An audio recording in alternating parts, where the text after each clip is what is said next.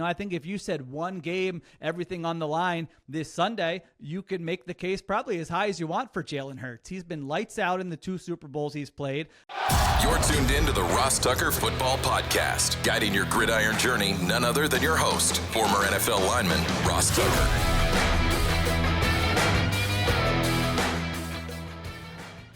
Oh, yeah, it is.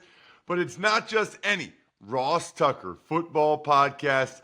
It is a Wisdom Wednesday, and since it's been a couple days since Monday's Ross Tucker Football Podcast, we do have a decent amount of news to get to, especially on the contract and injury front. Remember, this is the place you can come, whether it's audio or video, youtube.com/Ross Tucker NFL, to know everything that's especially relevant and important in the NFL in 26, maybe 27 minutes or less. That's the goal. So if you know anybody that's looking for a national podcast that makes sure they always know what's going on and has some excellent insight, hopefully from a former player, but definitely from his guests like today, Sheil Kapadia, who is one of the brightest football minds out there that covers the NFL. I think a lot of you are familiar with Sheil. He does an awesome job. Hopefully I can do an awesome job actually remembering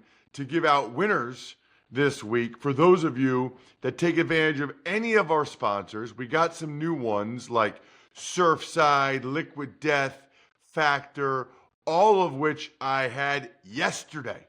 Liquid Death iced tea, Surfside iced tea and lemonade and vodka, and I had a Factor meal for dinner before I went to a concert in downtown Harrisburg. So what's the old guy? I'm not just the owner, I'm also a customer. At any rate, take advantage of any of our sponsors, rate and review the show, any of those things. Social media, at Ross Tucker NFL, at Ross Tucker Pod. It's Sheil Kapadia, Big Show time. The Big Show. I honestly can't remember. I'm very confident, but not 100% sure that he's been on the show before. I am 100% sure that I have admired his work for a long, long time. He's a fellow Philly guy like myself. You can check him out on social media at Sheil Kapadia. He does a terrific job now for The Ringer, where he writes for them. He's got a podcast, and he's been doing it a long time now. Sheil, how long have you been covering the NFL now? Oh my gosh, now you're going to make me feel real old. I think 2012 was the first time I started doing it full time, and I was dabbling before then. So yes, it's been a while. I like to think I've got the wisdom now, Ross, where I can analyze all these teams where I wasn't able to do that in my mid-20s or early 30s. So it's interesting because I do want to ask you about some players and teams that you find most interesting this season, maybe some teams you're higher on or lower on than others. But just checking out your social media, you've had several posts about the Pittsburgh Steelers and sort of their approach this offseason, maybe in particular Aaron Rodgers. And it feels like a distinct change of strategy for the Steelers. You know, that they're usually kind of steady as she goes. That doesn't really feel like that's the case this year. And I'm curious as to what your thoughts are on, the way the Steelers kind of approach this offseason. Yeah, on one hand, I respect the Steelers because they never kind of go into a season saying, we're okay, maybe taking a step back or not being competitive. They're always trying to be competitive, which in many ways is admirable, and in many ways I think Mike Tomlin deserves a lot of credit for that. But this offseason, with the moves that they've made, and specifically we're talking about Aaron Rodgers here, and just, as I was looking at all the teams, I just want people to realize what an exception this would be if Aaron Rodgers were, 1, to stay healthy, 2, to play at a high level, and 3, it would lead to team success for the Pittsburgh Steelers. I think, Ross, Tom Brady kind of messed with all of our minds, and LeBron James is doing it in the NBA, where we think, hey, some of these guys, they can play till 43, 44, 45. But if you go back and look, the entire Super Bowl era, there has been exactly one quarterback age 42 or older who's even started 10 games. And that was Tom Brady. Literally no other quarterback has even done that. And that's what Aaron Rodgers is being asked to do here in his age 42 season. So it's obviously a big storyline in the NFL. I think some people are probably sick of hearing Aaron Rodgers in the headlines when they say, hey, Ravens, Bills, Chiefs, other teams in the AFC, these are the real contenders. But yeah, I think the Steelers are really betting on a big, big exception here with Aaron Rodgers. You know, that is just remarkable, Sheil, what you just said, because whether it's Brady or, some would argue LeBron, it is kind of wild that, Brady could have retired at 39 or 40 or even after the Bucs won the Super Bowl, whatever age he was that year. And we all would have said, he had the greatest career ever, best ever, all those things. Maybe you don't agree, I don't know, but whatever. The general consensus is Brady, best ever, all those things. It is fascinating to me that guy that was that good, that productive, is also the exception from a longevity standpoint, right? And some will argue about LeBron James. I think, Sheil, you're closer in age to me. You'll never get me to say LeBron's better than Michael Jordan. That'll never happen. But he might be. But I just, in my head, Michael Jordan never lost a game, never didn't make the shot at the end. And I always think that's interesting too, right? It's like over time, you just forget any of the negative and you only remember the positive. But I do find that interesting. And plus, Brady, truly unique in terms of his commitment to having that longevity, whereas, we know for sure that Aaron Rodgers has other interests because he tells us about them. I don't know that he's doing the same things that Brady did to be able to start 10 games at age 42.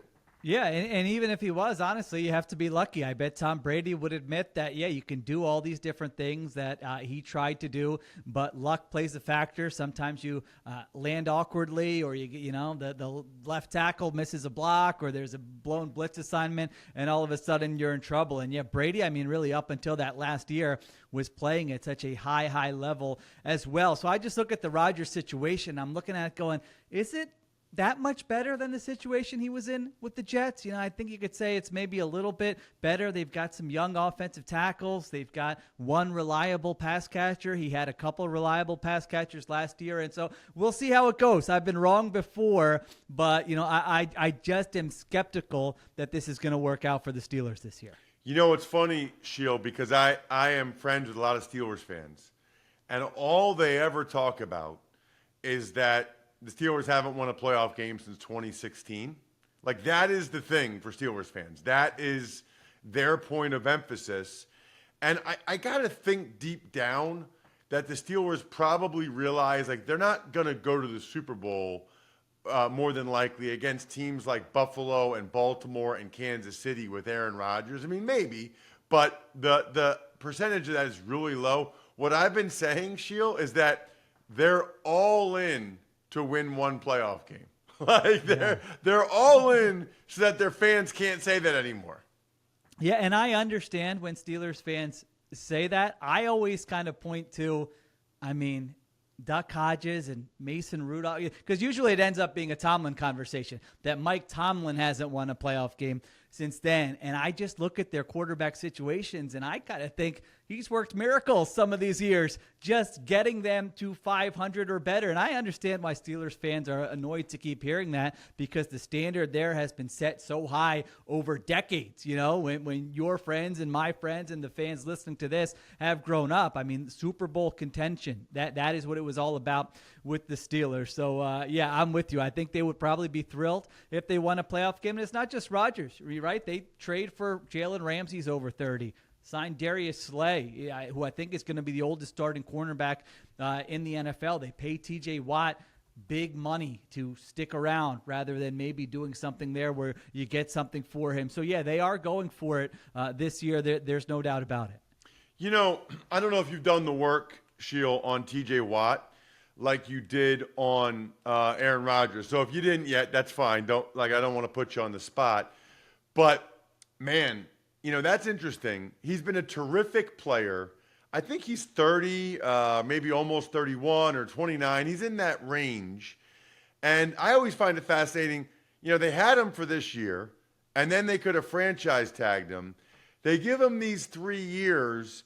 I do think anecdotally it seems like a lot of pass rushers are still good in their early 30s.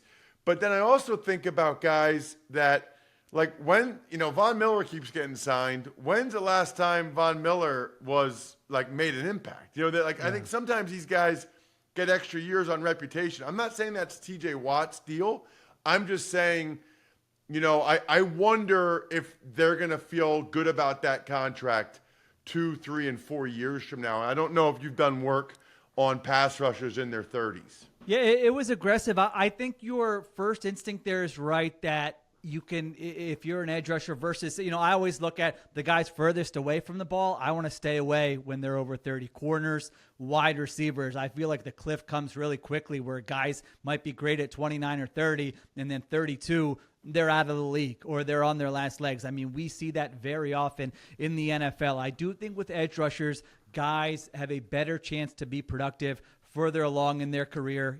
They can be designated pass rushers. You can ease up on their snaps a little bit with some of these guys. So we've seen that. Myles Garrett got the big contract this offseason. I think he's a similar age to TJ Watt. Even a guy like Danielle Hunter with the Texans, they didn't have to do anything this offseason, but he's coming off a great year, and they said, hey, we're going to pay him big money on an extension. So I think it's becoming a little more common with those guys. And so it's always risky, when guys are getting older to pay them that kind of money. But I do think you feel better about it with pass rushers, defensive tackles, guards, offensive tackles. I think those guys end up, certain guys end up being able to play a little bit longer than maybe wide receiver, corner, running back, those positions. TJ, by the way, will turn 31 on October 11th. So he'll turn 31 during the season. I also wanted to ask you about the team on the other side of the state, who I know you keep an eye on very closely. Used to cover the Eagles for a long time, did a terrific job doing it, which is how you got the gig with The Athletic and then obviously The Ringer. I think one of the major conversations as it relates to the Eagles has been about Jalen Hurts and sort of how good is he and where should he rank among the quarterbacks. I've seen people rank him, top 2 or 3 because they just won the Super Bowl. I've seen the ESPN thing where he was 9th. And I know, even though you're from the area, you can be very, very objective when it comes to that. Where do you think Hurts stacks up among NFL quarterbacks? Yeah, I think I did a good job planning my vacation, Ross, because I was away when all the quarterback ranking discussions were taking place, which we do in the NFL, and it's fine. I'm team content. I understand it. I'm ranking stuff all the time. I think you need a specific context is my thing when looking at the quarterbacks, and I kind of need time to say, well, what are we talking about here? Are we saying if I'm starting an expansion team and I can have my pick of any quarterback, is that what the ranking is about? Is it about, hey, one game this Sunday, big spot, everything on the line? Is that what we're talking about? Is it just who's most accomplished? Is it, who's going to play the best this year? That kind of thing. And so I'm not trying to dodge the question, but I think those are different answers with Jalen Hurts. I think if you said one game, everything on the line this Sunday, you could make the case probably as high as you want for Jalen Hurts. He's been lights out in the 2 Super Bowls he's played, and he was fantastic in the NFC Championship game against the Commanders last year. I mean, the Super Bowl last year, the Chiefs' entire game plan was, we're going to make Jalen Hurts beat us. We're going to take Saquon Barkley in the run game away. And he's going up against a Hall of Fame defensive coordinator in Steve Spagnuolo, and he cooked him. I mean, he was lights out in that game. It wasn't a game. It was over at halftime. And so I think he deserves credit there. Now, I think there are some things in Jalen Hurts' game that we can all agree he doesn't do as well maybe as other quarterbacks. He doesn't throw the ball over the middle of the field. He's not aggressive in that area. So I think you have to tailor some things offensively to his strengths. He throws a beautiful deep ball. So you cater that to his strengths. He's awesome in the run game. And I think just, we kind of went through this thing, Russ. You probably, again, we're similar age. So 30 years ago or whatever, 25, we're growing up, and all sports media coverage or NFL coverage was, is this guy a winner or is he not a winner? And all we did was count Super Bowl rings. And then we went in the other direction and did for a good reason. Now we're looking at film. We're looking at supporting cast. We're looking at analytics, and we're trying to paint a bigger picture. And I don't know if we went too far in that direction. I still think the fact that, if a guy works hard and is willing to do whatever it takes to win and is available to his team, those things matter too. So, yeah, if you want to go as high as 4 or 5, I think that's reasonable. If you go down to 9, 10, 11 in a certain context, I don't think that's crazy either. So I try not to sway too much year to year. So I don't know. Maybe I did just dodge your question, Ross, but that's how I honestly feel about it. No, I actually think that's the right answer. And I love when people talk about that with context. I would just submit to you, I guess I am team winning is a quarterback stat. It's an imperfect stat, but so is every other stat. Interceptions get tipped or the guy drops it. Like, show me a perfect stat. There's context to every stat. Winning is the goal. There's a reason why all the guys that we talk about as being the best win more than they lose. They're not necessarily trying to throw for 5,000 yards or this, but they are trying to win the game. We know that. And if we're going to associate a one-loss record with a coach, who do you think has more of an impact on the outcome of a game, the coach or the quarterback? I promise you it's the quarterback, right? Yeah. That's why they get paid so much more than coaches. So I think that's very well said. The thing I always think is interesting about Hurts or any quarterback is I think about, like, some people are upset that people have Jaden Daniels ranked ahead of Hurts, right? The thing I think about is, like, okay, do I think if Jalen Hurts was the quarterback of the Commanders last year, that they would have won that many games and that they would have made the NFC Championship game? And, I think reasonable minds can disagree on that, right? Like, if he was the quarterback there. But that also doesn't necessarily mean that if Jaden Daniels was the quarterback for the Eagles that they would have won the Super Bowl either, right? So I think that's an awesome conversation. I know you also have some other teams, Sheil, and players that you find particularly interesting this year. So I want to get out of the Keystone State and to find out other guys or teams that you really, really find fascinating this season. Well, I didn't tell you these beforehand, Ross, but maybe we're on the same page because let's go down to DC and talk about the Commanders. You just mentioned Jaden Daniels, who I thought was incredible. Like, I couldn't take my eyes off of him when he was watching. I don't think it was a great situation when you look at the supporting cast there and everything. And I feel like sometimes when a quarterback plays great, then everyone's getting the credit. Oh, the coach was great. The GM was great. Oh, the line's better than you thought. Oh, I just think Jaden Daniels was incredible last year and kind of lifted everyone up, which to our quarterback conversation, that's what you want. So the reason I find him interesting this year, Ross, is because we have sort of a battle, and this is kind of what we were just talking about, between, let's say, I don't want to call them nerds, but the analytically inclined analysts see the Commanders one way, and maybe more of the traditional analysts see them another way. And so what am I talking about here? Last year, in one-score games, the Washington Commanders were 8-2.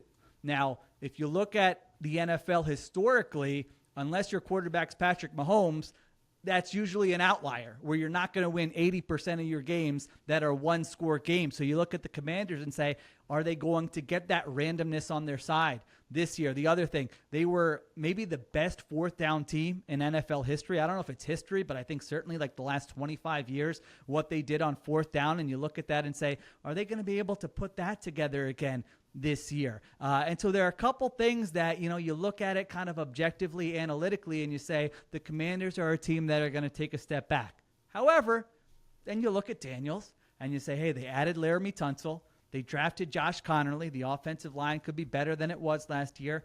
Maybe you get something from Deebo Samuel and forget all that other stuff. Daniels is going to be in his second year now. He's gone through the rookie growing pains, and they absolutely are a legit contender in the NFL. So I call them the biggest boom or bust team in the NFL. I actually called the Eagles that before last season. They obviously boomed. They won the Super Bowl. But as I continue to do my preseason analysis, they're the team I'm struggling with. Do I think they're going to be in the Super Bowl, or do I think they're going to maybe take a step back and not make the playoffs? It's a really difficult conversation. Sheil, I know you're on top of, the data and the analytics. I'll just say one study I'd love to see, and I'm sure the teams have something of it internally, is I think Tunsil had 19 penalties last year. And I wish I was as good as him. I wish I had his feet and his pass pro. But I sit there and I think, okay, 19 penalties. That is really, because the odds of you getting points on a series in which you have a penalty are not very good because you're putting yourself behind the chains, etc. So I guess I wonder, I mean, it feels to me like he almost gets a free pass. I know he's a good pass protector, but at what point do those 19 penalties, and do the math on that and the number of drives he's hurting? I mean, it's more than one a game. And you only get however many possessions a game. Yeah. I don't know. I tend to think that he's a little overrated because of all those penalties. Yeah, it's a tough one because you're right. Those are drive killers, and that is a big, big number. Like you said, you usually get maybe around 11 possessions a game. And if he's killing one every game with a penalty, that's a big deal. Now, if I were his agent, Ross, I would say, come on, he played, 1,100 snaps or something, and you're talking about 19 plays. So if he's really good on the other 1,000-plus snaps, and maybe he wasn't as good last year as he has been in previous seasons, then maybe you live with that. But you're right. That's why it's boom or bust. I mean, I could envision a scenario where we're in November saying that trade didn't really work out for them. You know, he was supposed to stabilize their offensive line, and he's getting penalized left and right. Maybe he's got an injury. Maybe he's not playing well. And then I could see another scenario where maybe that's an outlier and he doesn't have those penalties this year, and we're saying he's one of the best left tackles in football. So, yeah, that kind of goes hand in hand with the Commanders conversation. You got to check this guy out on social media. He's fantastic. At Sheil Kapadia does a terrific job with his podcast for The Ringer and writing over there. I'm sure a lot of you are already familiar with him and his outstanding work. Sheil, so glad we got to do this, man. Big fan of what you've done for years. Thanks so much for coming on the show. Great talking to you, Ross. Take care. All right, let's dive into the news. But first, summer is heating up, and there is nothing, I mean nothing, more refreshing than an ice-cold Surfside iced tea and vodka or Surfside lemonade and vodka to break the heat. Those of you that check me out on social media, you know the combo, the Arnold Palmer, if you will. Iced tea plus lemonade plus vodka, that is my jam. It's real tea and real vodka. It's only 100 calories, 2 grams of sugar, and 0 bubbles, which is huge. No carbonation, easy to sip and enjoy no matter what your plans are this weekend. Look for the can with the sunset stripes. Sold at bars, restaurants, and stores near you. Must be 21, of course. Please drink responsibly. Jack, I feel like I've been waiting for Factor meals my whole life, right? Like something that's ready to eat, but healthy, but has a lot of variety and different options. The Mediterranean diet. I'm actually a big seafood guy these days. My wife's more on the chicken, turkey, beef. I'm more into like the salmon, the shrimp. Eat smart at factormeals.com/Ross50off, and then use that code Ross50off to get 50% off plus free shipping on your first box. That's code Ross50off at factormeals.com for 50% off plus the free shipping. You're getting delicious, ready-to-eat meals delivered with Factor. Huge fan of the nutritional value. 97% of customers say that Factor helped them live a healthier life. Tuck's Takes. All right, Ross. Some news around the NFL. The New York City gunman reportedly was targeting NFL offices and had a CTE note. Just incredibly sad. Any situation that ever happens like this with shootings, gunmen, whatever. I'm not sure. I guess he blames the NFL for he thinks he has CTE from high school. I'm not sure why he'd be blaming the NFL for that, but I didn't actually read the whole note. These are just the reports that we get. And obviously he wasn't in a good state of mind regardless. The Cowboys have had some offensive line injuries. Guard Robert Jones, he has a broken bone in his neck. He's out 2 to 3 months, while tackle Tyler Guyton, he has a bone fracture in his leg. Some were talking ACL, but not that. He is out 4 to 6 weeks. They dodged a bullet there, but he's a guy that needs to get better. Tyler didn't have a great year. He needs to improve. So the fact that Tyler Guyton's going to miss 4 to 6 weeks, that's not good. Because maybe he's back by the first game, but then he hasn't participated in hardly any of camp, no preseason games. It doesn't feel like a formula where he's going to be able to make great strides in year 2, which they need him to do. And Robert Jones had been working with the starters, was likely going to be probably the 6th man, but with Guyton out, maybe they would bump Tyler Smith out to left tackle and Robert Jones would be starting, but he's out. So not a good start to the Cowboys for a bunch of reasons. A lot of contract news. Broncos wide receiver Courtland Sutton, he gets a 4-year, $92 million extension with $23 million a year. Colts tackle Bernard Raymond, he gets a 4-year, $100 million extension. Baker Mayfield, he gets $30 million of his 2026 salary guaranteed. Well, and the biggest contract news might be something that didn't happen yet, Jack, which is that Trey Hendrickson still doesn't have a new contract with the Bengals, but as of late last night, he ended his holdout, and he's going to report to the team. I don't know if he's going to hold in or not.